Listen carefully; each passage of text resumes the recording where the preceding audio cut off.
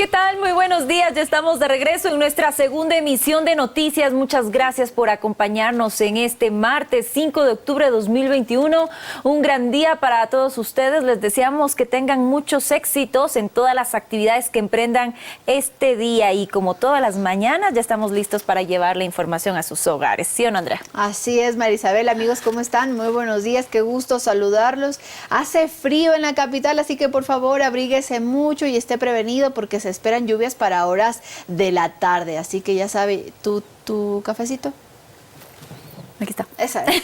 Así, igualito usted también debe tener su termito con su café caliente para el día de hoy. Y en esta jornada les vamos a contar sobre las novedades que se encontraron en el municipio de Quito. El metro es el tema más preocupante. Bueno, y a propósito de lo que pasa en la capital, les contaremos también más adelante sobre un edificio del municipio de Quito cuyos departamentos no se han vendido desde 2013 y al momento está siendo subutilizado. Esto más adelante. Así es, así que por favor esté muy pendiente y queremos invitarle a que por favor nos escriba a nuestras líneas de contacto. Siempre estamos pendientes para sus denuncias y poder juntos encontrar soluciones. Así que no lo olvide, ahí están las cuentas en nuestras redes sociales para que nos pueda escribir. Y si se dañan las redes sociales como ayer, nos puede escribir a nuestro correo electrónico de primeramano @teleamazonas.com. Ahora vamos a saludar con nuestra compañera Stephanie Paz. Cuéntanos, Steffi, ¿en dónde te encuentras? Buenos días. ¿Qué tal, compañeras, amigos televidentes? Muy buenos días. Hoy me encuentro en el Instituto Nacional de Meteorología e Hidrología, INAMI, ubicado aquí en el norte de Quito, porque sin duda estos días han estado más variables que nunca. El clima de Quito no da tregua. Unas mañanas de intenso sol, unas lluvias, en cambio ya en horas de la tarde tremendas, un frío, hemos estado entre frío, calor, no se sabe qué mismo con Quito. Así que el día de hoy vamos a conocer primero por qué está ocurriendo, por qué hay tanta variabilidad en el clima de la capital durante estos días y qué nos depara para las próximas semanas. Así que estar muy pendientes. Que tengan un excelente día. Un excelente día para ti, Steffi. Vamos a estar pendientes porque de verdad es un tema que nos importa a todos. Sí, en teoría, ya en octubre comienza esta época lluviosa. Sin embargo, el otro día hacía un solazo. Entonces, bueno, ya vamos a saber qué es lo que ocurre en los próximos días con Steffi. Usted quédese muy pendiente. Así es, vamos a empezar aquí 24 horas en la comunidad. Bienvenidos. Y comenzamos contándoles que el juez del Tribunal Contencioso Electoral, Ángel Torres, sancionó al exalcalde Jorge Yunda por infracción electoral grave.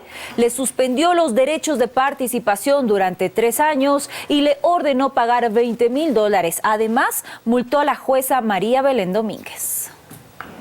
5 días después de que de forma unánime la Corte Constitucional dejara sin efecto sentencias que determinaban presuntas vulneraciones de los derechos del exalcalde Yunda y este finalmente dejara el cargo, desde el Tribunal Contencioso Electoral, el juez Ángel Torres lo sentenció. En primera instancia, la sentencia señala declarar al doctor Jorge Homero Yunda Machado responsable de la infracción electoral muy grave y en su decisión dispone sancionar al doctor Jorge Yunda Machado con 3 años de suspensión de derechos de participación y multa equivalente a 50 salarios básicos unificados. ¿Qué significa? Lo explica el abogado Esteban Ron. Se ajustan a la naturaleza de las personas que se están involucrando en el caso. Entonces, Jorge Yunda pierde sus derechos de participación política por 3 años. ¿Pero por qué? Porque él era una autoridad de elección popular. Además, sanciona a los jueces que, según la sentencia, fueron responsables de haber incurrido en la infracción. Se sanciona a la abogada María Belén Domínguez Salazar con 25 salarios básicos unificados y a los doctores Raúl Isaías Mariño Hernández y Zenia Solanda Vera Ceballos con la destitución del cargo de jueces de la Corte Provincial de Justicia de Pichincha. Pero también Jessica Jaramillo recuerda que dudaban del accionar del tribunal, específicamente del presidente Arturo Cabrera. Porque el juez Cabrera, incluso previo a que se conozca las denuncias, ya había emitido un documento en el cual decía que no había ningún incumplimiento. Le faltó al juez natural de la causa hacer ejecutar lo juzgado. ¿Qué hubiese procedido?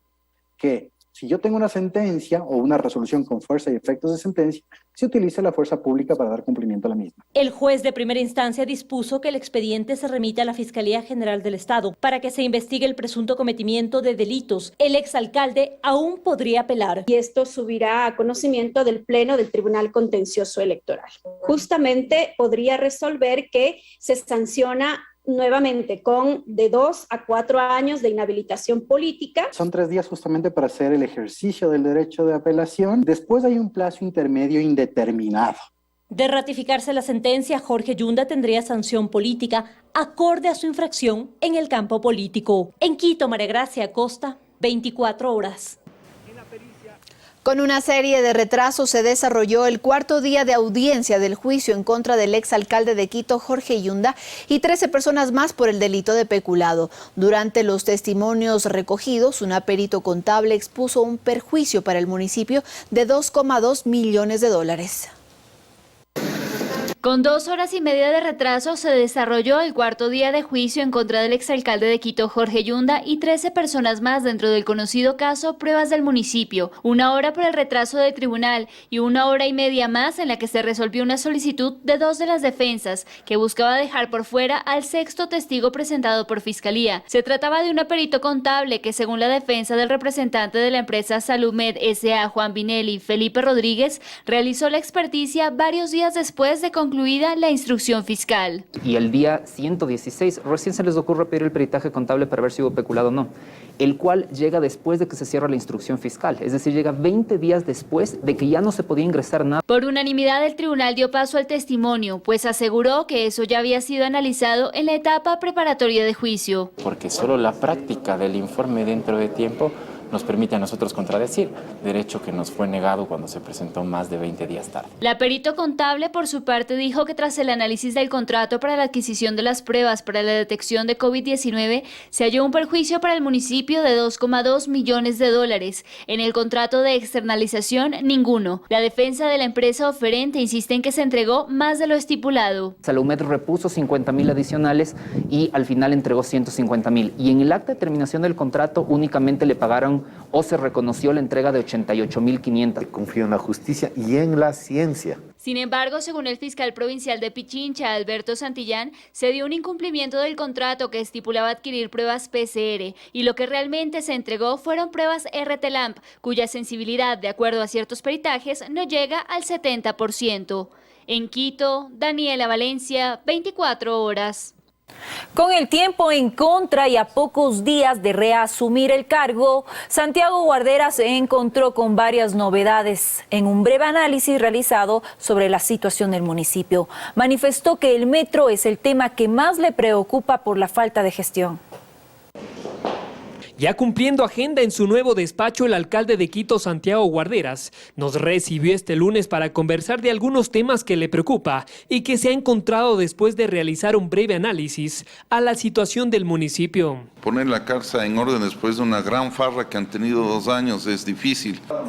El tema más preocupante es el del metro de Quito. Guarderas cuenta que los cambios constantes de gerentes ha generado inestabilidad a la construcción y que lo ofrecido por las autoridades solo fueron discursos engañosos. La sorpresa es que no hay nada. Yo siento que ha habido una desidia total en el manejo del metro. Tenemos problemas desde el seguro, entrega-recepción, contratos que están por vencerse. Las anteriores gestiones de la obra más grande de Quito se comprometieron a entregar el metro para el mes de agosto del próximo año. Pero para Guarderas hay muchos temas que deben resolverse y que va a ser difícil entregar en ese lapso. No quiero poner fecha, lo he señalado ya en varias ocasiones. Eso es vender humo y yo no quiero vender humo. Sin embargo, reveló que hay la intención del gobierno en apoyarlo. He tenido ya la posibilidad de conversar con el presidente Lasso. Él me ha manifestado que su decisión es apoyar a Quito y una de sus decisiones es apoyar la operación del metro. También dio a conocer que en este breve análisis hecho al municipio se encontró con temas delicados que le llamó la atención. Usted se topa como que la secretaria de una dependencia ha tenido como empleada a su empleada doméstica. O la asesora jurídica de la Secretaría de Comunicación ha estado prestando servicios desde España. Otro de los temas en los que trabajará es el tema de la inseguridad aquí en la ciudad, especialmente aquí en el centro histórico de Quito, uno de los sitios turísticos más golpeados económicamente. También está el tercer tema prioritario y es el de la reactivación económica. En Quito, Paul Coello, 24 horas. El proyecto habitacional Vivanco Río Frío, ubicado en el centro de Quito, es otra de las edificaciones municipales que cuenta con departamentos para comercializar desde el 2013, pero hasta la fecha ninguno ha sido vendido. Parte de estos departamentos actualmente son empleados en un proyecto del patronato, pero estarían subutilizados. Este es el conjunto habitacional Vivanco Río Frío, ubicado en las calles Loja y Bahía de Caracas, en el centro histórico de Quito. La edificación, que cuenta con 12 departamentos, 3 locales comerciales, área comunal, bodegas y parqueaderos, fue rehabilitada en el 2013 para comercializarla. Sin embargo, hasta la fecha, ningún espacio ha sido vendido. La idea era construir 12 soluciones habitacionales, a propósito de que es un predio muy bien servido. Es muy claro que este inmueble, cuya rehabilitación le costó a los quiteños, no está cumpliendo la finalidad para el cual fue construido. Su intervención le costó al municipio de Quito más de $1,5 millones y actualmente ya se generan también gastos de mantenimiento ante el deterioro de ciertas áreas. Pero no es que el municipio saca de su bolsillo, este dinero sale de las contribuciones que los quiteños hacen anualmente a través del impuesto predial, pero también a través de otras contribuciones que se hacen y le cuesta a la municipalidad. Tenemos ya mantenimientos que hay que hacer al edificio, tenemos que correr con el agua, la luz eléctrica, el servicio de guardianía. Por 6 años esta construcción estuvo abandonada. Sin embargo, hace 2, parte de ella fue ocupada para un proyecto del Patronato San José, algo totalmente distinto del objetivo inicial de este espacio. En este espacio están 9 personas, pero esta no es una población que se mantiene, porque en este espacio es una casa de acogida con sistema de alojamiento nocturno.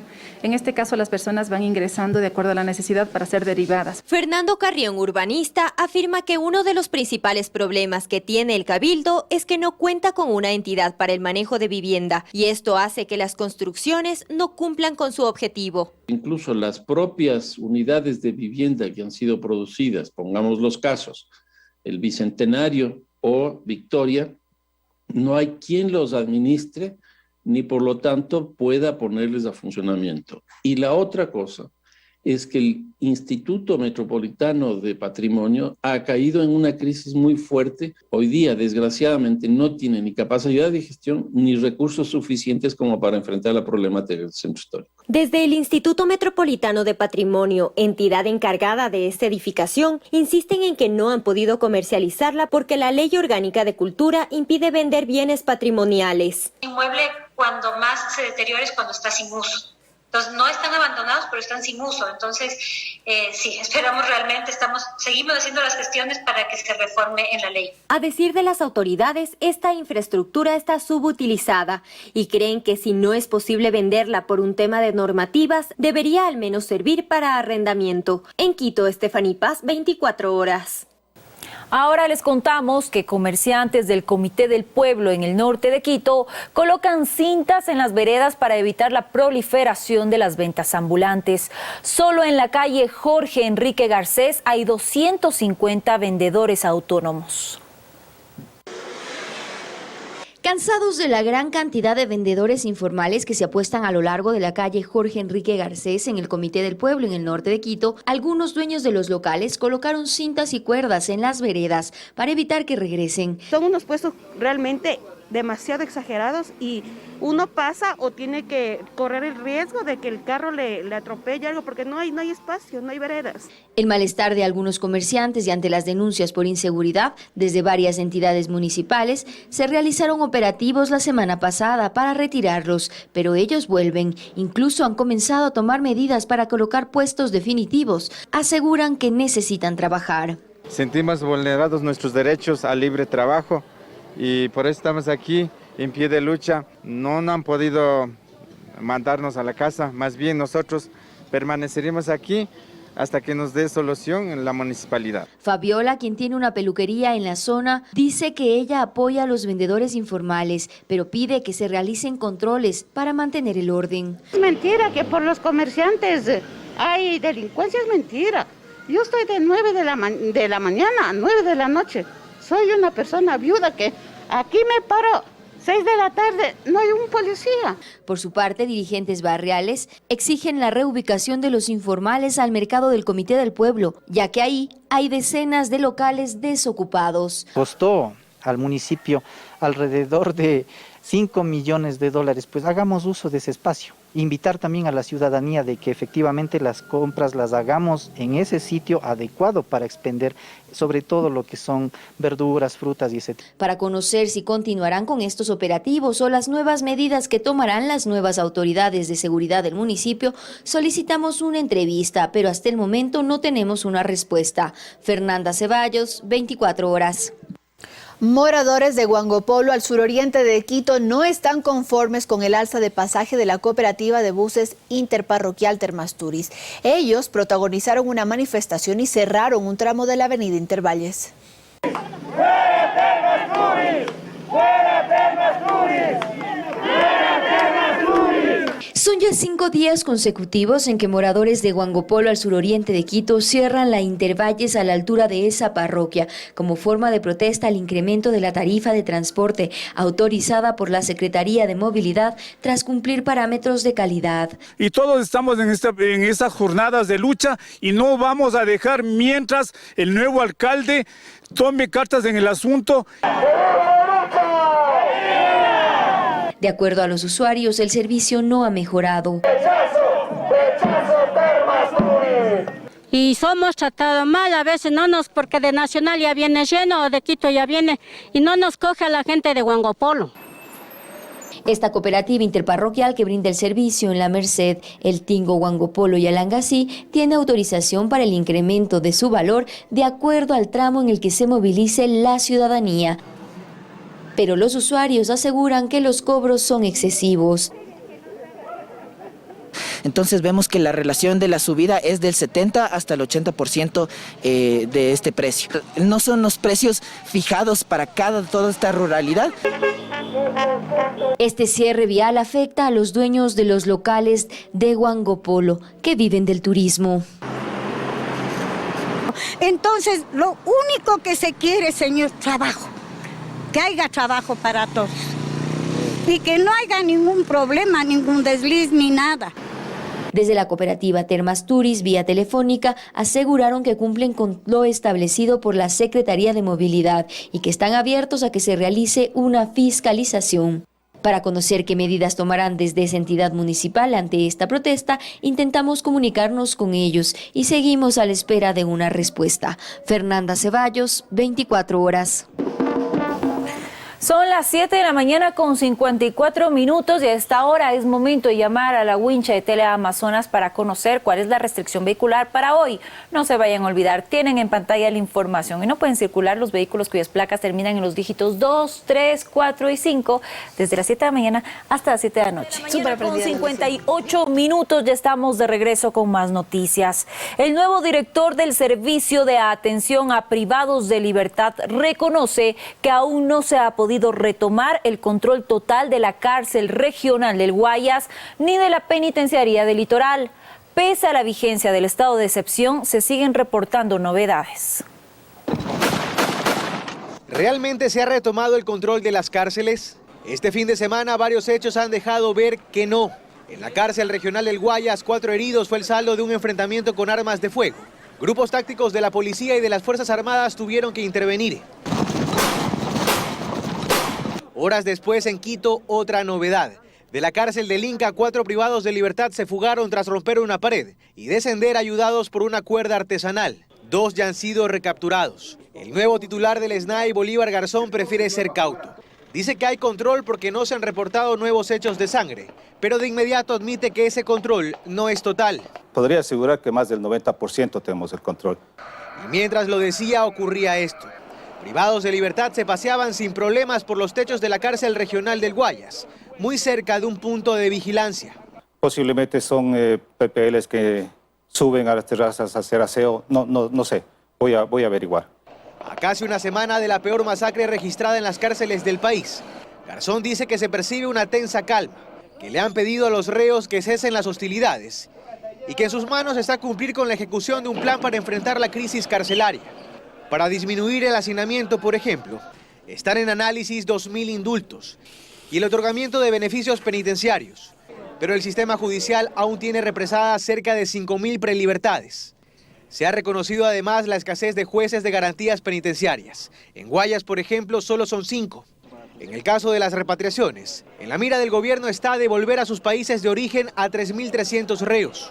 Pero el tema avanza lento, dice Garzón, y explica por qué. Son 82 casos ya que están en trámite para repatriación. Como le digo, depende también del PPL, que él voluntariamente quiera irse. Otro de los temas en los que se trabaja es la clasificación de los privados de libertad por niveles de peligrosidad. Se preparan traslados, no se dan fechas, pero se insiste en el ofrecimiento de llevar a la cárcel conocida como La Roca a los más violentos. Que la tarea no es fácil, pero que se hará todo lo posible para evitar nuevos episodios de violencia, asegura Garzón, reconociendo que incluso con un estado de excepción vigente, aún no se puede garantizar que la violencia no vuelva a estallar. En Guayaquil, Carlos Acoto, 24 horas. La penitenciaría del Litoral cuenta con 12 pabellones, los mismos que están comandados por líderes de las bandas delictivas. En algunos casos, la misma banda mantiene el liderato en 2 o 3 pabellones. Alias Junior y Fito, líderes de los choneros, se disputan el poder en toda la penitenciaría con el cártel Nueva Generación. En la penitenciaría del Litoral existen más de 10.000 privados de libertad. En los 12 pabellones, expertos en el sistema carcelario han indicado que hay hacinamiento y no una verdadera rehabilitación. En el mundo delictivo interno, ciertos grupos criminales han tomado poder en todos los pabellones. La policía tiene conocimiento de esto y, según sus datos, de esta forma es manejado el control por ala y pabellones. El pabellón 1 es comandado por los Latin King, el pabellón 2 por los Chone Killers, mientras que el pabellón 3 es comandado por los Águilas. El pabellón 4 manejado por los Latin King. Los Fatales lideran el pabellón 5. Los Águilas también mantienen el control en los pabellones 6 y 7. El pabellón 8 está al mando de los Tiguerones. El mando del pabellón 9 lo tienen los Lobos. El 10 es liderado por los Chone Killers. El pabellón 11 está al mando de los Latin King. Y los Fatales también tienen poder en el pabellón 12. Los Fatales es una estructura criminal creada por alias Junior en la penitenciaría del Litoral. Alias Fito, aliado a alias Junior, durante su estadía en la cárcel, ha creado a los Águilas. Fito y Junior son los máximos líderes de los choneros, en reemplazo de Jorge Luis Zambrano, alias JL. Era el líder de los choneros, sujeto que fue asesinado en un centro comercial en Manta, Manabí. La banda contraria se ha denominado el Cártel Nueva Generación. Sus integrantes se separaron de los choneros por poder en el mundo narcodelictivo. Quienes integran el Cártel Nueva Generación son los Chone Killers, los Lobos y los Tiguerones. Este último grupo son los más sanguinarios y crueles, según la Policía Nacional. Paul Tutibén, 24 horas. Y varias autoridades cierran filas en torno a la crisis carcelaria que ha dejado más de un centenar de muertos y decenas de heridos. El presidente de la Corte Nacional de Justicia pide al primer mandatario establecer políticas claras en busca de una solución.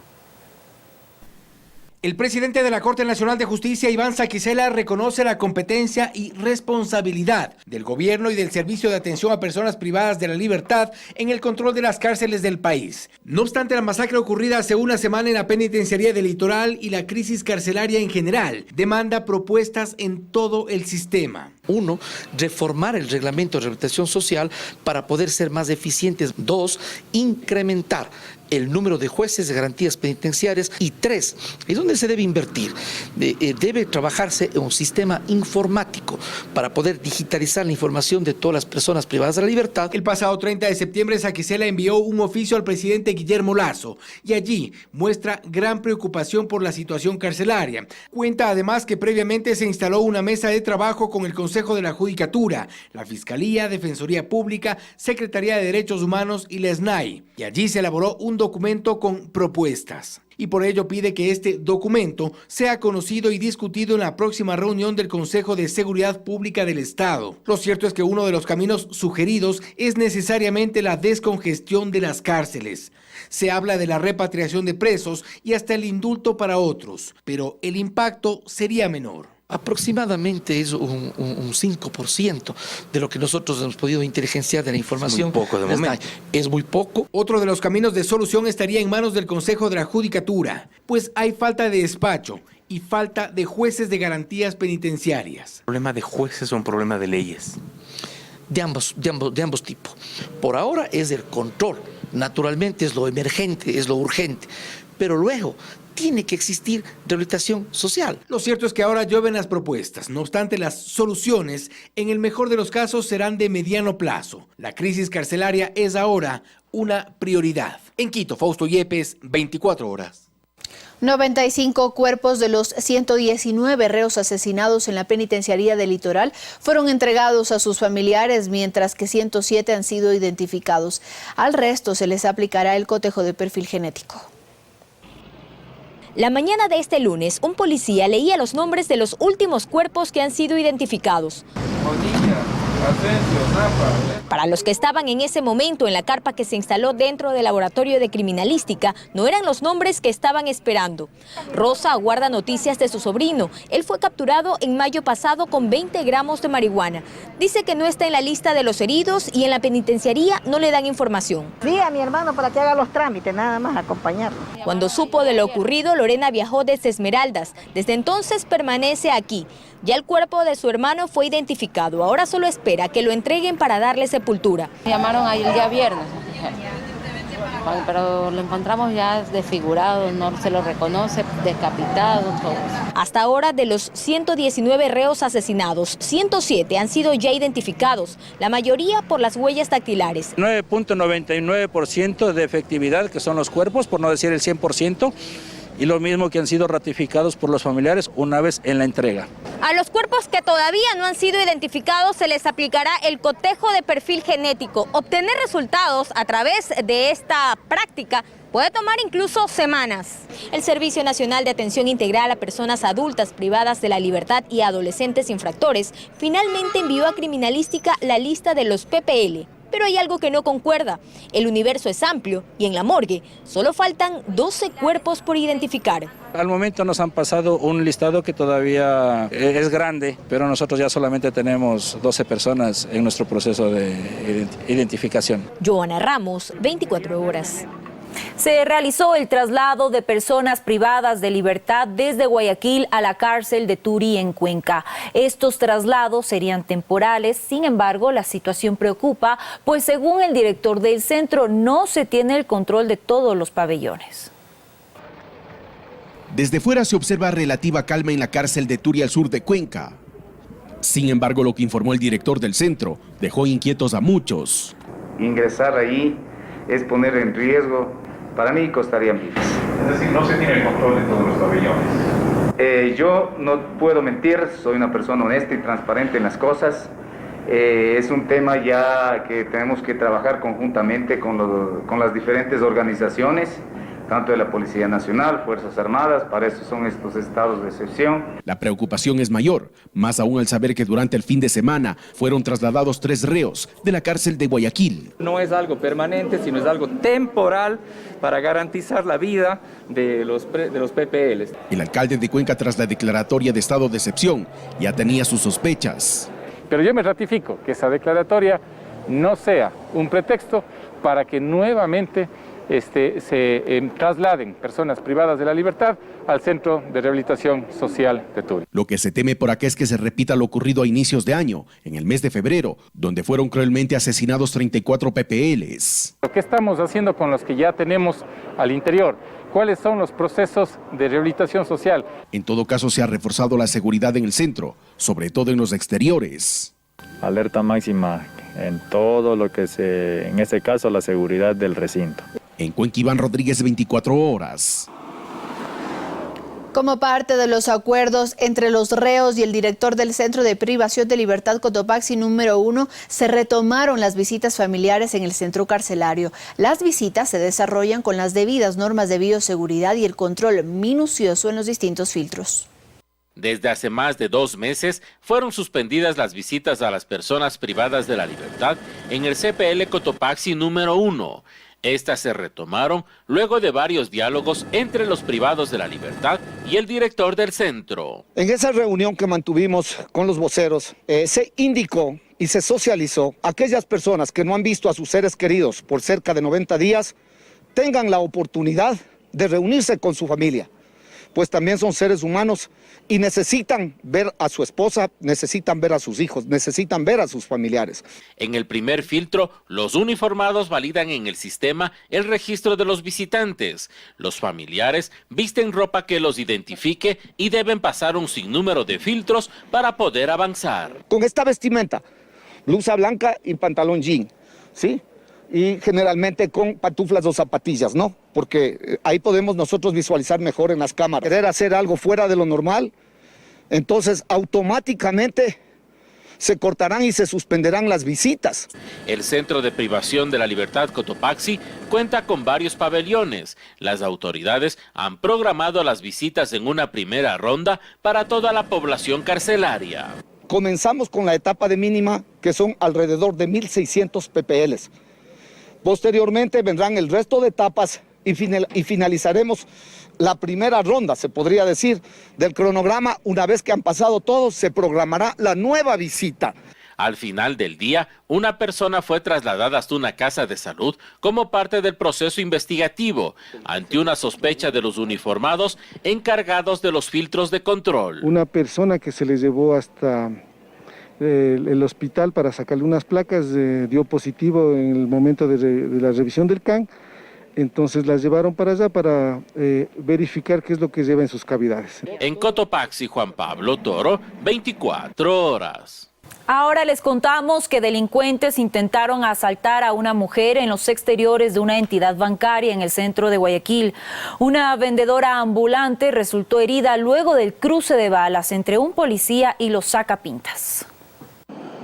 Cerca de las 9 de la mañana de este lunes, un nuevo hecho delictivo se registró en la calle Pedro Carbo entre Vélez y Luque, centro de Guayaquil. 4 delincuentes se le intentaron robar una maleta a una mujer que se encontraba en los exteriores de una entidad bancaria, creyendo que tenía una alta suma de dinero. Pensaron que la señora, como cargaba una mochila, iba a ser un depósito de una gran cantidad de dinero. No tenía en su poder ninguna pertenencia de valor. Nos hemos entrevistado con la señora simplemente cargaba en su mochila situaciones de carácter personal. Los testigos indicaron que los delincuentes se le dieron un cachazo en la cabeza a la mujer para quitarle la maleta. En ese momento un policía que se encontraba en el sector notó lo que sucedía y salió para enfrentarse a los ladrones. En medio del cruce de las balas, una ciudadana extranjera que se encontraba en la zona resultó herida, por lo que fue llevada a una casa de salud por personal del cuerpo de bomberos y se encuentra estable.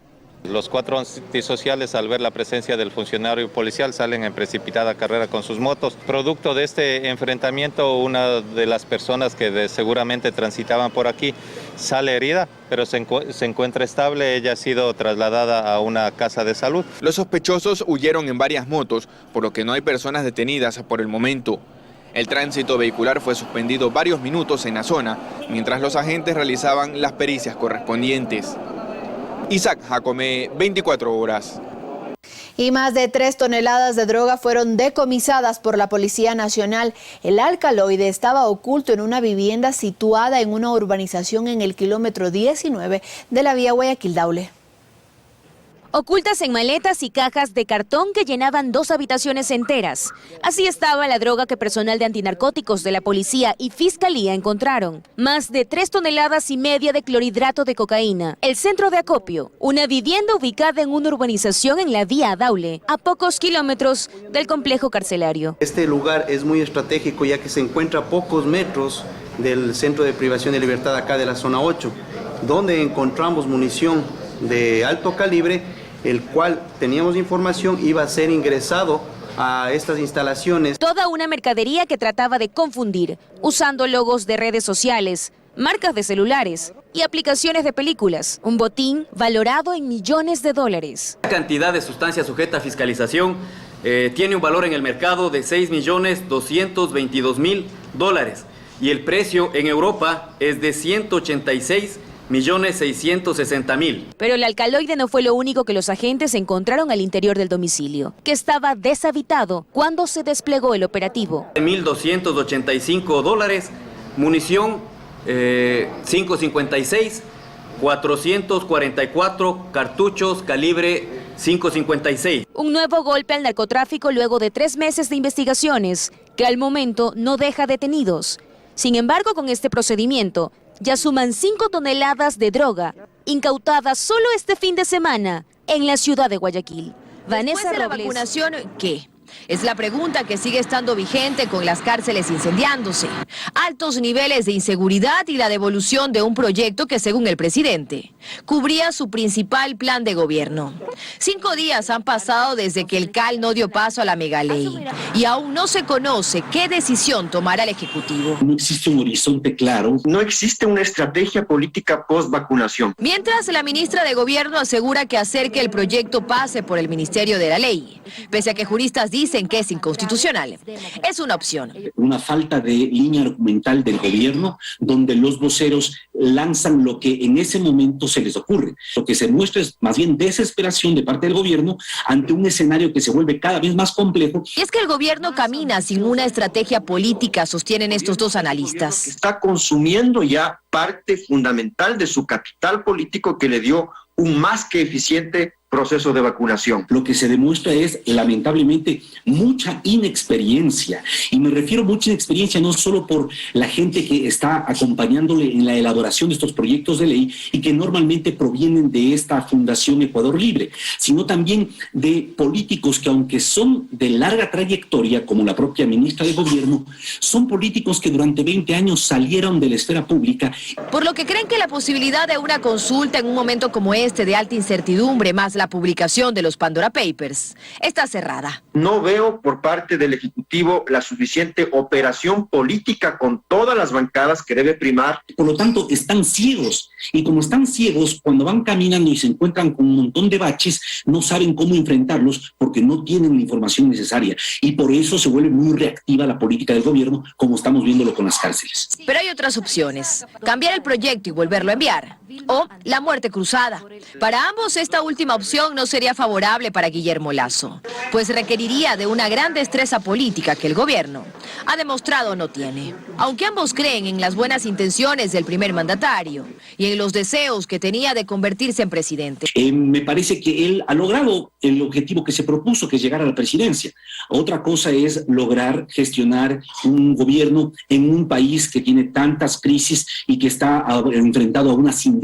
Puede ser de que no haya una consonancia entre el país que está en la mente del presidente Lasso y el país que está en la realidad. El tema, sostienen, es que el tiempo corre. Las crisis no dejan de llegar y su único capital político se consume. Dayana Monroy, 24 horas.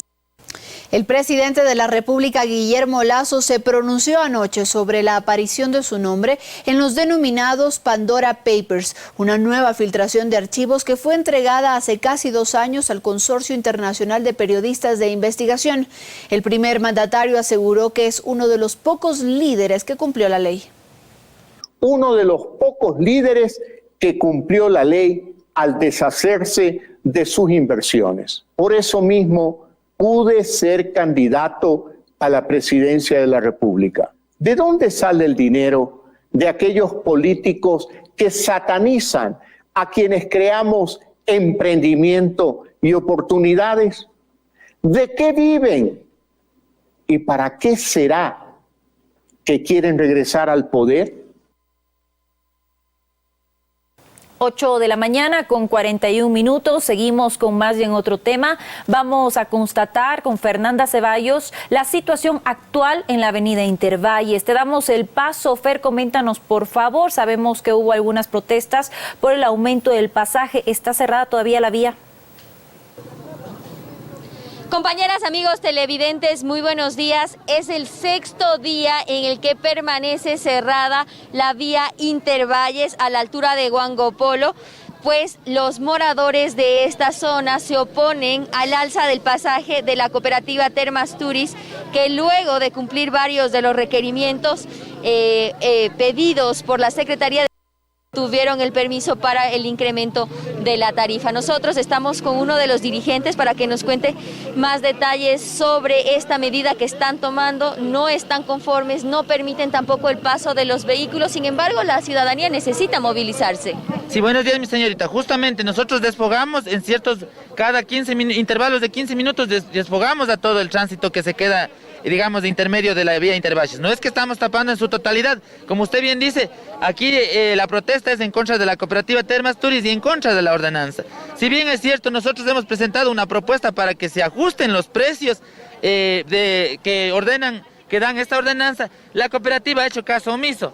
Entonces, en ese sentido, estamos tramitando ya en la Secretaría de Movilidad para que se puedan derogar o, en cierta manera, modificar esta ordenanza que perjudica a las parroquias rurales, al pueblo rural. Muchísimas gracias. Vamos a movernos a este punto para conversar con algunos de los usuarios de este medio de transporte para que nos cuenten un poquito.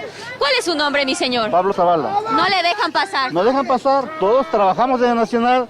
La forma de pedir ellos que se baje el pasaje no es la correcta, porque impiden el libre acceso de todos los ciudadanos.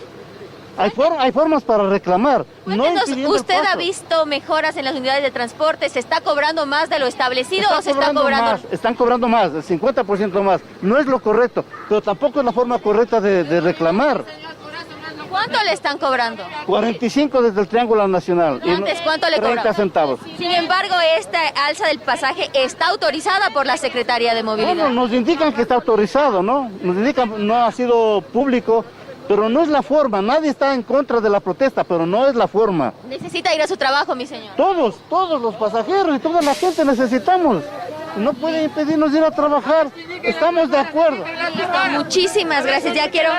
Nosotros estamos en este momento justo en el punto del cierre en la avenida Intervalles, esto en el sector de Huangopolo. Es importante mencionar que a esta cooperativa, que es la primera interparroquial que tiene la autorización para el alza del pasaje, se le ha permitido de acuerdo a los tramos la cantidad que se debe subir. Esta medida se va a mantener, lo han dicho ya los manifestantes, mientras no haya una nueva resolución de la Secretaría de Movilidad. Es la información que nosotros le podemos contar hasta el momento. Regresamos con ustedes, estudios. Muy buenos días. Muy buenos días para ti también, Fer. Muchísimas gracias por la información. Esto es lo que está sucediendo en la avenida Intervalles. Los vecinos se quejan por el aumento del pasaje, al menos en esta cooperativa que ofrece el servicio en este sector. La verdad es que el cierre de las vías es considerado un delito en nuestro país, así que, pues bueno, seguramente las autoridades van a tomar cartas en el asunto porque, como vimos, obviamente la gente no se puede mover libremente. Son 5 días ya que han tomado esta medida en rechazo al aumento del pasaje que, como decía Fernanda, está autorizado por la Secretaría de Movilidad.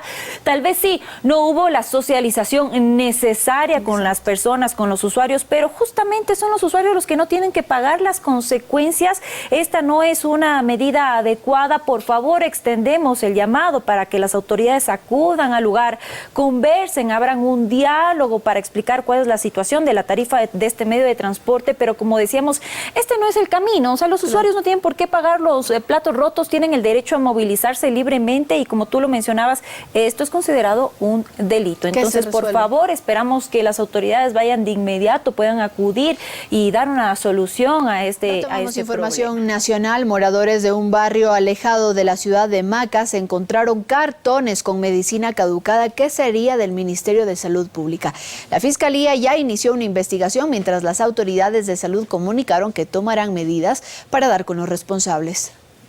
En este barrio apartado ubicado al sur de la ciudad de Macas, moradores del lugar se sorprendieron cuando al recorrer por una de sus abandonadas calles encontraron tirados varios cartones que contenían medicinas que, de acuerdo a la identificación impresa en los mismos, señalaban que serían medicación proveniente del Ministerio de Salud Pública. Mi hermano viene y se encuentra con novedad de que encontró aquí unos 4 cartones que contenían medicina. Un cartón estaba que dice que son 1.800 unidades. Que se esclarezca esto y que se llegue a establecer los responsables. Los medicamentos aparentemente pertenecen al Distrito de Salud de Sucúa, por lo que al hacerse público el hecho, autoridades de la cartera de salud emitieron un comunicado en el que señalaron que se ha procedido a investigar para dar con quiénes serían los presuntos responsables. Vamos a esperar los documentos pertinentes que nos emitan con la información que corresponda para nosotros poder verificar dentro de nuestro sistema si son o no los medicamentos a los cuales hacen referencia y poder nosotros también brindar toda la información que corresponda. Mientras tanto, la fiscal ante la alerta acudió al sitio y verificó que el contenido en esos cartones, allí abandonados, eran medicamentos presumiblemente caducados, pero por no ser ese el procedimiento para descartar su uso, anunció que se ha iniciado con la investigación del caso. Fiscalía cumplirá con las investigaciones que correspondan de acuerdo al hallazgo que se ha efectuado y será ya la investigación la que determine lo que corresponda. ¿Esta medicina está ya sometida a la respectiva custodia? Todo se ha ingresado mediante cadena de custodia y se encuentra en las bodegas de la Policía Judicial. En los últimos años, muchas personas han denunciado la falta de medicamentos en los hospitales y casas de salud pública, lo que les obliga a tener que comprar la medicación para sus pacientes en farmacias particulares. Sin embargo, ahora encuentran en Macas medicamentos posiblemente caducados, pero botados. En la ciudad de Macas, provincia de Morona, Santiago, Wilson Cabrera, 24 horas.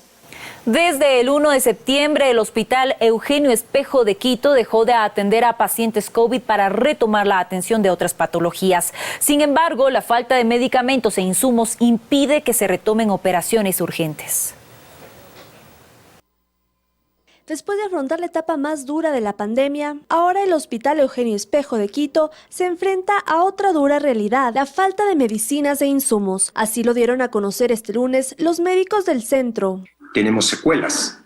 ¿Cuáles son las secuelas? Las dificultades en disponer de medicinas e insumos, sobre todo para los pacientes graves y a no COVID, pacientes que efectivamente requieren de costos altos en lo que tiene que ver con equipamiento, diagnóstico e insumos. A pesar del compromiso de las autoridades gubernamentales de suplir con los insumos médicos a las casas de salud, esto aún no ha sido reflejado según los doctores. Se espera de que la evaluación que ha hecho el Ministerio de Salud Pública y la Vicepresidencia de la República dé frutos, pues son la población más vulnerable y que requiere de absolutamente todo lo necesario, y más aún tratándose de enfermedades graves. Por otra parte, el presidente de la Unión de Médicos de Pichincha señala que la inestabilidad administrativa influye en esta problemática. Hoy nos enteramos de que había sido removido o había renunciado el gerente. Si usted tiene gerentes cada 6 meses, cada 4 meses, si tiene como lo tuvimos 3, 4 gerentes en toda la pandemia, obviamente el hospital no puede trabajar de una manera adecuada. Además, según Pablo Ruiz, coordinador nacional del Observatorio de Discapacidades, hay varios médicos especialistas despedidos y no se cubren estas vacantes. Y eso es el problema, que nos quedamos sin médicos. Aparte de no tener medicamentos, no tenemos médicos. Y es de mentira lo que decía el ministro de Trabajo anterior, que tenía contratados los médicos, cuando no es verdad, vemos un déficit de médicos. Ruiz considera que debería haber un comité técnico de compra de medicamentos para que no solo se analice el precio de los mismos, sino también la calidad. Este martes el observatorio empezará la investigación para levantar cifras oficiales de cuántas personas necesitan operaciones urgentes. En Quito, Natalie Jiménez, 24 horas. Los padres de 2 menores que fallecieron en un accidente de tránsito en diciembre del año pasado piden justicia porque la Fiscalía estableció responsabilidad solo a uno de los 2 implicados en el accidente. Así quedó el auto luego del accidente que sufrieron Juan Bernardo y Sebastián en diciembre de 2020. El conductor del auto en el que viajaban los jóvenes se encontraba en estado etílico y por la mala maniobra de un tercero se produjo un impacto, el que terminó con sus vidas. La persona que manejaba el vehículo, que estaba a exceso de velocidad y en estado etílico, según lo demuestran las investigaciones que se han hecho, se dio a la fuga, dejando abandonado a sus supuestos amigos y atrapados en el vehículo. No había nadie. Estaban solos. En otros países, el simple hecho de darte a la fuga implica culpabilidad. Acá te libera. A pesar de que eran compañeros, nunca recibieron una disculpa. Yo les conozco a la madre del chico que manejaba el vehículo. Nunca tuve una disculpa ni un comentario de pésame ni de pesar. Para los padres ha sido un año lleno de dolor, sobre todo porque los conductores involucrados están libres. Lo peor que me ha pasado en esta vida. Desde ese momento realmente hemos pasado días difíciles, desde que me despierto hasta que anochece, siempre mi hijo está en mi mente. Desde ahí hemos estado luchando porque se haga justicia. Vemos que en este país las leyes favorecen a las personas que cometen infracciones de tránsito. Según el abogado de los padres, actualmente la Fiscalía establece la responsabilidad únicamente en el conductor que giró indebidamente, quien además tenía prohibición de conducir en la noche, pero no se establece responsabilidad al conductor que estaba en estado etílico. Para la Fiscalía, que es la acusación oficial en este caso, un responsable sobre la causa basal. Conducir en estado etílico a exceso de velocidad no valdría absolutamente nada en el ordenamiento jurídico ecuatoriano. Permitido que otras personas prácticamente queden libres y existe un poco de impunidad al respecto. Los conductores aún no han sido condenados por la muerte de los dos jóvenes y el pedido de los padres a la Fiscalía es que se establezca esta corresponsabilidad para que no haya impunidad. En Quito, Natalie Jiménez, 24 horas. 9 de la mañana con 2 minutos, continuamos con más. Les contamos ahora a propósito de los cambios bruscos de clima de los últimos días en Quito que han causado sorpresa entre los capitalinos. Por ello, nuestra compañera Stephanie Paz se trasladó al Instituto Nacional de Meteorología e Hidrología, INAMI, para contarnos a qué se debe y cuál es el pronóstico para los próximos días. Steffi, buenos días, adelante. Así es, compañeras, amigos televidentes, muy buenos días. Y es que sin duda estos días han estado más variables que nunca. Hemos experimentado granizadas, lluvias intensas, pero también unos solazos tremendos. Pero según nos han comentado aquí en el Instituto Nacional de Meteorología e Hidrología, INAMI, esto es normal porque precisamente estamos atravesando una época de transición. Para que nos cuente un poco más detalles, estamos con un especialista de pronóstico, Cristian Palis. Muy buenos días. ¿Cómo están? Muy buenos días. Sí, como usted lo menciona, estamos atravesando más bien una época de transición, más bien estamos empezando la época invernal, la época lluviosa como nosotros lo conocemos, entonces son condiciones que en el mes de octubre tienden a presentarse. Ahora, ¿por qué hay quizás esta percepción de las personas que sienten quizás que ha estado un poco más irregular de lo normal? Bueno, hemos atravesado una época seca que ha estado bastante húmeda, se puede decir, entonces esta sensación de que no tuvimos el verano que lo conocemos al invierno, que empieza en el mes de octubre, causa que la gente tenga esa variabilidad en su percepción del clima. Básicamente se debe a que estamos atravesando un periodo en el que el Océano Pacífico está ligeramente más frío desde el año pasado, que tenemos índices del fenómeno de la Niña, y este año también hay esta probabilidad de que se mantenga la variabilidad climática debido al fenómeno de la Niña. Entonces, las condiciones también se ven influenciadas por este factor.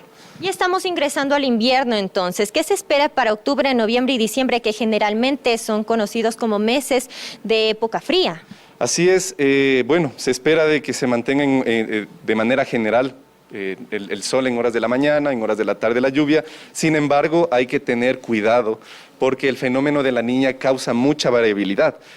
Es así que la época lluviosa puede verse interferida en algunos momentos del mes de noviembre, del mes de diciembre, con periodos de falta de precipitaciones. Entonces, más bien sugerimos a la población que se mantenga alerta a las actualizaciones del tiempo que el INAMI emite en estos momentos.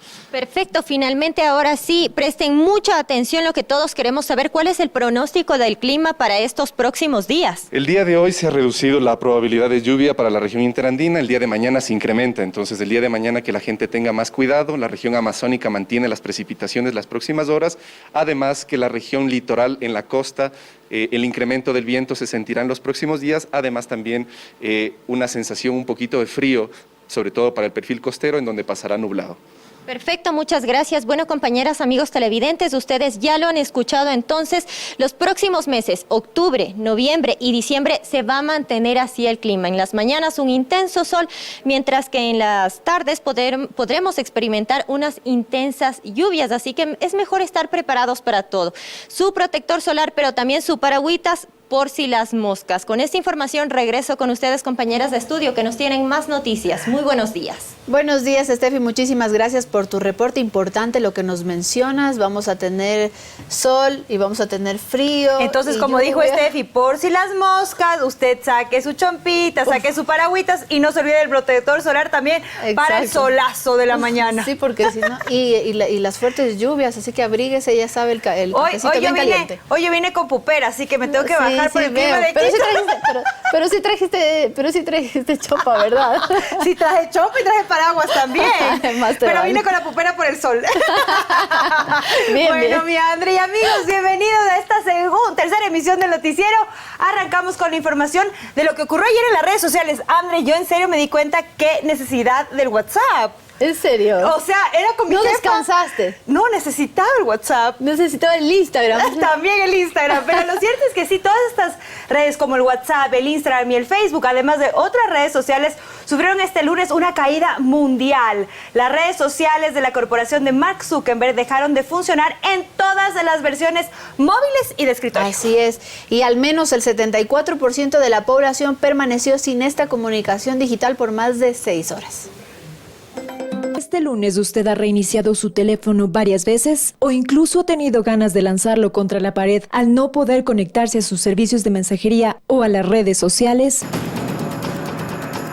No se precipite, la culpa no es del celular. Lo que ha ocurrido es que Facebook, junto con sus plataformas Instagram y WhatsApp, sufrieron un corte generalizado en varias partes del mundo, afectando a millones de internautas.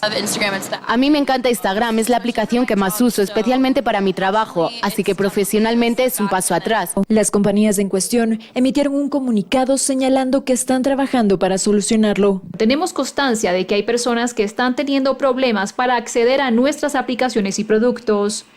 Estamos trabajando para devolver las cosas a la normalidad tan rápido como sea posible y pedimos disculpas por cualquier inconveniencia. Diversos expertos que han seguido durante la tarde la caída de las plataformas apuntan a que el problema sería en el servicio de nombres de dominio. Esto quiere decir que cuando ingresamos a la página de Facebook, en lugar de irse a Facebook, la dirección nos lleva a otro lugar, ¿sí? Este es un problema de una redirección. No se descartan las opciones como las de un sabotaje interno en la compañía, es decir, de un trabajador. A nivel global, millones de usuarios, es decir, el 74% de la población, estuvo incomunicada por más de 6 horas. Ecuador no fue la excepción. En Ecuador son más de 12 millones de cuentas que han sido afectadas. Pero mientras las acciones de la famosa red en el mercado bursátil están a la baja, se generaron importantes picos de subida en redes sociales como TikTok y Twitter y en aplicaciones de mensajería como Telegram e incluso la vuelta al SMS. La caída de WhatsApp, Instagram y Facebook nos invita a recordar la obligación de diversificarnos en la forma como nosotros llegamos a nuestros usuarios. La compañía de Mark Zuckerberg envió un equipo a uno de los centros ubicados en California para intentar restablecer manualmente el sistema. Mientras espera una respuesta de las compañías, Facebook, Instagram y WhatsApp comenzaron a restablecerse paulatinamente. Sin embargo, este hecho se ha convertido en la mayor caída de su historia. Michelle Villasís, 24 horas. Ahora les contamos que lecturas diferentes del gobierno y la CONAIE hubo sobre el resultado de la primera reunión mantenida este lunes en el Palacio de Carondelet en torno a temas nacionales. El gobierno está optimista mientras la CONAIE asegura que no fue escuchada. Finalmente estuvieron frente a frente el presidente Guillermo Lasso y el máximo dirigente de la CONAIE, Leonidas Issa, aunque el líder indígena llegó una hora tarde a la cita. Más de 80 dirigentes y líderes comunitarios coparon una enorme mesa dispuesta en el salón de banquetes y se sentaron frente a frente al presidente y a un buen número de ministros para analizar al menos 6 planteamientos puntuales de la CONAIE. Hemos acudido con nuestro espíritu democrático a este proceso de diálogo, con la esperanza de que podamos tener respuestas concretas a un problema concreto, la crisis económica. Sin embargo, de los temas planteados, sobre todo en el tema de combustibles, no hay ninguna apertura por parte del presidente de la República. Se lo he dicho al señor Issa, A mí no me gustaría congelar el precio de los combustibles, sino hasta bajarlos, pero es algo que no podemos hacer, por sentido de responsabilidad con el país, por sentido de responsabilidad con el futuro del Ecuador. La reunión duró 3 horas y media. Se pusieron sobre la mesa todos los temas propuestos por el movimiento indígena, mientras el presidente reconocía esos problemas, pero planteaba soluciones diferentes. Máximo desde el 1 de enero del próximo año pondremos a funcionar el mecanismo de créditos al 1% para los pequeños agricultores, para los pequeños ganaderos, pequeños artesanos. El presidente agregó que encuentra más coincidencias que diferencias con el sector indígena. Sin embargo, la CONAIE asegura que el gobierno no acoge sus pedidos.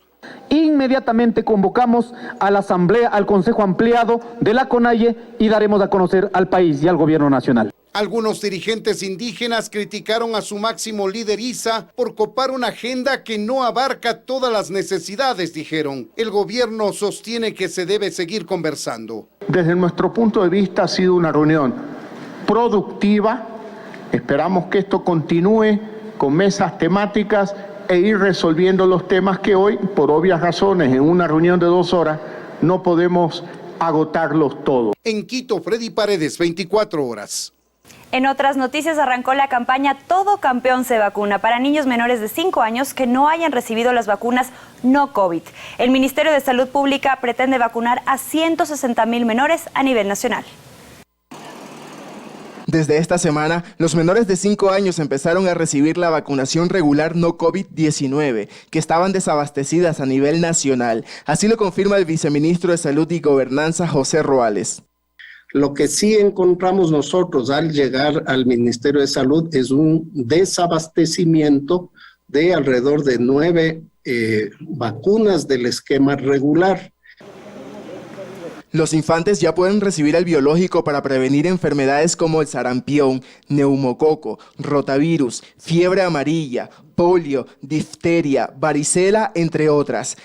La meta para las autoridades del Ministerio de Salud Pública es cubrir a más de 160,000 niños y niñas que estaban retrasados en sus esquemas de vacunación. Inmediatamente nosotros asumimos los procesos de compra de vacunas a través del Fondo Rotatorio de la Organización Panamericana de la Salud y también a través de donaciones que logramos del gobierno de Brasil, especialmente para la vacuna de fiebre amarilla. Las madres y padres de familia podrán llevar a sus niños a cualquiera de los 1.900 centros de salud de esta cartera de Estado a escala nacional, donde serán inmunizados por el personal del Ministerio de Salud Pública, así como a través de brigadas comunitarias. En Quito, Juan Miguel Rodríguez, 24 horas. 9 de la mañana con 14 minutos, ya está con nosotros Tomás. ¿Cómo estás? Muy buenos días. Hola, Andrea. ¿Todo ¿Qué bien? tal? Bien, muy bien, gracias. Entiendo que el día de hoy nos vas a presentar la segunda parte de este reportaje que tú realizaste en el conjunto habitacional del condado, que realmente tiene muchísimos problemas. ¿Qué vamos a ver en esta segunda parte? Es el condado del Magisterio, es un grupo de edificios que se encuentra en la zona del condado y que ayer veíamos, los vecinos se quejaban sobre la cantidad de grietas, humedad que presentan todos los departamentos. Y en algún momento les preguntábamos, pero bueno, las construcciones nuevas siempre se asientan, siempre puede haber algún tipo de grieta. Pero alguna estas cosa como así. que se pasan. No, claro, ya son 10 años, ya tuvo que estar más que asentado y sobre todo, claro, se ve que en los taludes donde están ubicados hay los derrumbes con las lluvias y los vecinos, por supuesto, han pedido la ayuda tanto de autoridades como de expertos para que analicen y efectivamente estas construcciones además no cumplen con las normas de retiros, entonces sí pueden convertirse en un potencial peligro, pero lo que básicamente piden es que a los promotores de este proyecto, que es el Fondo de Cesantía del Magisterio Ecuatoriano, que respondan, que investiguen, ya sea para indemnizar o para arreglar, pero que no se quede así en la nada. Exacto, entonces vamos a ver el reportaje. Los vecinos del condado del Magisterio tienen miedo a perder sus hogares, a literalmente quedarse sin piso o que se les venga la montaña encima. Y sus temores no son infundados. Cada vez que llueve fuerte en esta zona de la ciudad, se desprende algún pedazo de talud acompañado de cascadas de agua que bajan por la montaña. Un informe de la Secretaría General de Seguridad del municipio de Quito describe el área como inestable y al mismo tiempo señala que se incumplen normativas de retiro en el talud. No hay talud. De hecho, la norma de construcción establece de que el retiro debe hacerse a 15 metros y no tenemos ni 3, 4 metros de distancia entre la quebrada que ve ahí y el edificio de construcción. Los edificios de la Manzana 3 se encuentran al borde de un talud que tiene 15 metros de alto y en los últimos meses han aparecido separaciones en los filos de las bases. Al ver esa grieta, entonces ya llamamos a ingenieros estructurales para que nos ayuden un poco a entender por qué se estaba filtrando el agua. Entonces, y fueron así. Después ya comenzaron a aparecer grietas en los departamentos, las baldosas se parten, las paredes todas tenemos grietas. Las grietas salen de la noche a la mañana. Incluso en los departamentos donde no vive nadie, en los que están por estrenar, se puede ver cómo las baldosas se han desprendido y las grietas van tomándose las esquinas y los techos. Es por eso que los vecinos han acudido al Fondo de Cesantía del Magisterio Ecuatoriano para que se hagan responsables y tomen medidas, ya sea para arreglar los departamentos o hacer muros de contención. Ya han habido muchas peticiones que se ha realizado al Fondo del Magisterio. Pero esto sencillamente dan largas, tales así que han pasado 4 o 5 años en ese vaivén de que ya vamos a ver qué hacemos, ya los vamos a ayudar, pero nunca sucede nada. Nunca han conversado con nosotros, por más que hemos pedido por las buenas, por las malas, algunos vecinos han ido con abogado y nunca se presentan, los del fondo nunca han dado la cara. De acuerdo al Código Civil, los constructores tienen responsabilidad de la obra por 10 años.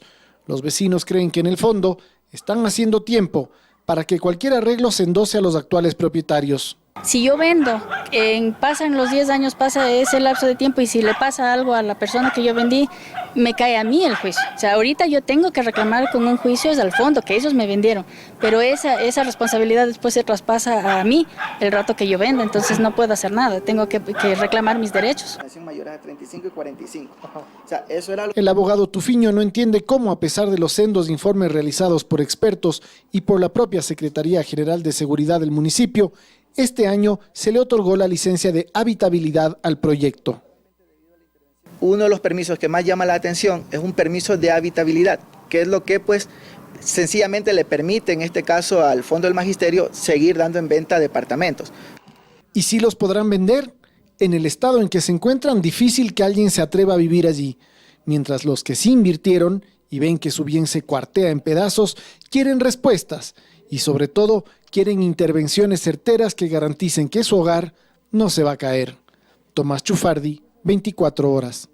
Qué indignante, qué injusto para todas esas personas que realmente invirtieron en eso, que dieron sus ahorros para comprar su casita con cuánto sueño y anhelo de tener un lugar en donde vivir y resulta que el lugar pues es tan peligroso que no pueden ni dormir tranquilos. Ahora, ¿cuál es la solución? ¿Cuál es la salida para todas estas familias? O sea, para empezar, existen autoridades y existen normas y las autoridades deberían actuar de oficio y decir, efectivamente, si se está incumpliendo una norma, llamar a los responsables, decir, mire, esto no está bien. Entonces, claro, reconstruir los edificios es imposible, pero poner muros de contención, por más caro que sea, hay que hacerlo, porque ¿cuál es la otra opción? O que se derrumbe un poquito, o más o menos, o todo. Y ahí vamos a estar contando tragedias que no queremos contar. Entonces, además, en tu reportaje veíamos cómo la Secretaría de Seguridad... La Secretaría de Seguridad del municipio, y esto es algo que pasa con el municipio de Quito, son diferentes secretarías, una secretaría da el permiso, otra secretaría está diciendo aquí hay riesgo, pero finalmente todo es del municipio. Como siempre, falta de coordinación entre las mismas instituciones municipales, que yo no sé cómo le dan el permiso viendo, o sea, evidentemente que el lugar es peligroso, que no cuenta con todo seguro para la gente y que además tiene informes en donde se menciona que en efecto las edificaciones están mal hechas. Así es, entonces queda en el papel. ¿De qué sirve un informe hecho por expertos, hechos por peritos, no? Es terrible lo que sucede. Ojalá estos reportajes ayuden a solucionar el problema de nuestros vecinos. Ahora vamos a cambiar de tema y el día de hoy se celebra el Día Internacional de Docentes, por eso que el Ministerio de Educación va a homenajear a los maestros en su día. Así es, tenemos una microonda con Juan Miguel Rodríguez, quien se encuentra en la unidad educativa Juan Montalvo, junto a la ministra de Educación, María Brown. Así es, vamos. Hola, Juan Miguel. ¿Qué tal, compañeras, amigos televidentes? Muy buenos días. En efecto, yo me encuentro en la unidad educativa Juan Montalvo. En esto está ubicado en el sector de La Gasca, en el norte de la capital, porque para contarles que hoy se celebra el Día Internacional del Docente.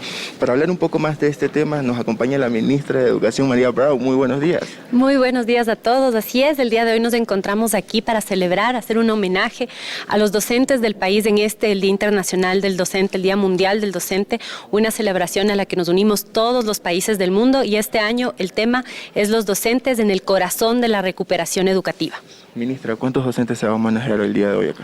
Hoy día celebramos a más de 200.000 docentes que forman parte del sistema educativo nacional del Ecuador y nos unimos a la celebración de todos los docentes a nivel mundial en un festejo por su labor, por su dedicación, por su aporte a la continuidad educativa, a la calidad de educación y a su compromiso para continuar trabajando por la educación del país y del mundo luego de esta pandemia que ha afectado tanto también a la educación. Ministra, finalmente, ¿cuáles son los retos que se vienen para los docentes ahora con el retorno progresivo y voluntario a clases? Ahora precisamente vamos avanzando en el retorno, ya tenemos más del 25% de las instituciones educativas, 29% para ser exacto, con aprobación de los planes de continuidad educativa. El próximo lunes iniciamos ya el trabajo presencial de los docentes a nivel nacional y el desafío está en adecuarnos a estas brechas que se han generado motivo de la pandemia en el nivel de aprendizaje de los estudiantes, afrontar también desafíos sobre la infraestructura, el equipamiento que también han sido afectados durante la pandemia. Muchos son los desafíos, trabajar en educación para el desarrollo sostenible, la convivencia armónica, la resolución pacífica de conflictos y muchos otros más que solo lo podemos lograr con el trabajo denodado y con la vocación que tienen los docentes. Perfecto, agradecemos las declaraciones de la ministra de Educación, María Brown. Compañeras, esta es la información que nosotros tenemos a esta hora de la mañana. Qué mejor que homenajear a los docentes que ayudan al desarrollo de todas las sociedades de todos los países. Esta es la información que nosotros tenemos a esta hora de la mañana. Regresamos con ustedes, que tienen más noticias. Muy buenos días. Gracias, Juan Miguel. Y sí, recordar a los docentes de todo el país a esta labor que están realizando, sobre todo en medio de la pandemia, donde se han vuelto más lúdicos, han tenido que hacer las clases más entretenidas, pues para captar la atención de los chiquititos en casa. Con esta información nos vamos a una pausa, pero al regresar, quédese con nosotros porque nos vamos para Colombia, una huequica. Tenemos más información para ustedes y por eso nos trasladamos hasta Colombia, en el departamento del Cauca. Allí está Daniela Feijó con una hueca gastronómica que seguro muchos no la conocen. Se trata de los famosos salpicones. ¿Quieres saber de qué se trata? Veamos, Dani. Buenos días. Muy buenos días, amigos televidentes y compañeros en estudios. Así es, estoy en Colombia, en el departamento del Cauca, en Popayán, donde hay gastronomía deliciosa, por supuesto. ¿Usted quiere saber qué es el salpicón? Hoy les vamos a contar porque estamos en una hueca tradicional llamada Moro Castilla. Aquí está su propietaria que nos va a contar, por supuesto, qué es el salpicón aquí en Colombia. Hola, muy buenos días. Bueno, el salpicón es una bebida a base de mora, lulo y con trozos de guanábana. Y como pueden ver, está acompañado de esta naranja y una colación. Las colaciones es una galletita a base de mantequilla y vainilla.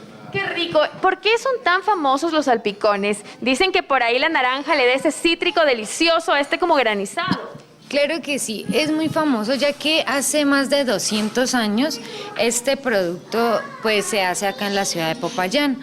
Su historia viene desde hace, como les decía, 200 años, donde traían el hielo del volcán Puracé y pues se combina con la mora y el lulo. Además aquí las empanaditas de papa, a base de papa, son súper famosas también. Claro que sí. Las empanadas de pipián están hechas con papa colorada, que es un producto que se cultiva acá en el Cauca, con el maní. El pipián es la combinación de maní y papa colorada. Es el ajicito, sí. Este ajicito que usted ve acá está hecho con maní y al probar es una fusión deliciosa. Claro que sí. Es para acompañarlas con las empanadas de pipián. Me encanta. ¿Por qué se llaman empanadas de pipián? Porque el pipián es esa combinación de maní y papa colorada. Oh, ok, y cientos de personas llegan a diario a visitarlas. Vamos a probar esta delicia. A ver, vamos a probar las empanaditas porque dicen que son súper famosas, súper ricas. Empanadita con papita y por aquí está el ajicito con maní. A ver.